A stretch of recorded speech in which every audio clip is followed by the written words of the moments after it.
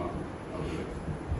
അപ്പോൾ നമ്മള് ഈ ചുരുങ്ങിയ സമയം കൊണ്ട് നമ്മൾ വിളിച്ചിട്ട് ഈ ഒരു വർക്കിംഗ് ഡേ ആയിട്ട് പോലും ഒട്ടേറെ പേര് വളരെ ദൂരത്തു നിന്ന് തന്നെ പരപ്പനങ്ങാടി അതുപോലെ പല ദൂര സ്ഥലങ്ങളിൽ നിന്ന് തിരൂര് എന്നൊക്കെ ഈ സമയത്ത് ഇവിടെ എത്തിച്ചേർന്ന എല്ലാവരോടും എങ്ങനെയാണ് സ്വാഗതം പറയേണ്ടതെന്ന് എനിക്കറിയില്ല. അത്രയും വളരെ സന്തോഷമുണ്ട്, നന്ദിയുണ്ട്. കാരണം നമ്മൾ confederation of residence welfare association ഓർവ ഇന്ന് സ്റ്റേറ്റ് ഗവൺമെന്റും കേന്ദ്ര ഗവൺമെന്റും എല്ലാം നമ്മളെ ഉറ്റുനോക്കുന്നുണ്ട്. കാരണം നമ്മൾ പ്രവർത്തിക്കുന്നത് ജാതി മത വർണ്ണ വർഗ വ്യത്യാസമില്ലാതെ സമൂഹത്തിന്റെ അല്ലെങ്കിൽ നാടിന്റെ അടിത്തട്ടിൽ പ്രവർത്തിക്കുന്നവരാണ് നമ്മൾ.